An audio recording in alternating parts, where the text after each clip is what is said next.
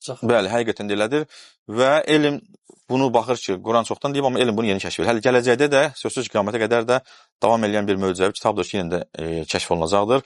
Digər bir mövzuya toxunmaq istəyirəm ki, Yüce Allah Quran-Kərimdə buyurur ki, وَالسَّمَاءِ وَالطَّارِقِ وَمَا أَدْرَاكَ مَا الطَّارِقِ النَّجْمُ الثَّاقِبِ And olsun göyə və döyənə. Nə bilirsən ki, o döyən nədir? Ən-necmu səqib. O, hər bir şeyi yarıb keçən ulduzdur. Yarıb keçən. Deməli, elm indi yeni kəşf eləyib, döyünən radioulduzlar deyirlər və həmçində İngiliscə pulsar stars deyirlər. İndi biz pulsar adlandırırıq onu. Həqiqətən elm bunu yeni kəşf eləyib, amma baxsaq ki, ən-necmu səqib, səqib sözünün bir çox mənası var. Həm uzaq olan deməkdir, həm yarıb keçən deməkdir, nüfuz eli keçir o bir tərəfə, həm də ki, çox parlaq deməkdir. Qədim təfsir alimi Təbəri özü bildirir ki, yəni işığı parlaq olan, ən-necmu səqib, işığı parlaq olan. Və baxsaq görürük ki, NASA və digərləri və Cambridge Universitetində xüsusən bunu deyim, xanım qız olur 24 yaşında.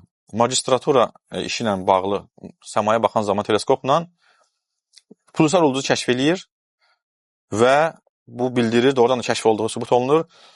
Ondan sonra isə 1974-cü ildə bu qız onu 67-ci kəşf eləyib.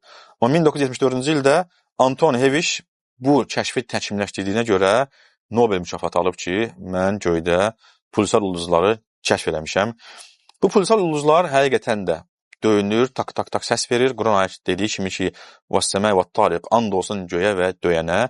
Və elm sübut eləyib ki, cürbəcür fərqli, indi 3000-ə yaxın bu ulduzdan kəşf eləyiblər. Hərəsi fərqli səslərlə döyür, saat saniyəsi kimi heç bir fərqi də olmur. Hətta bəziləri deyir ki, milyon illərdən sonra cüzi fərq olur. Və bu ulduzun həmçinin ayə deyən kimi döyməyi ilə yanaşı parıltısı o qədər güclüdür ki, alimlər bunu kosmik mayak adlandırırlar. Həmçinin səmanın fənəri də adlandırırlar. Həmçində döydüyünə görə kosmik çəkic də adlandırırlar və yaxud da nəhəng çəkic adlandırırlar. Deyirlər ki, bunun səsi səmada gəlir və tak döyə səmaya səs salır.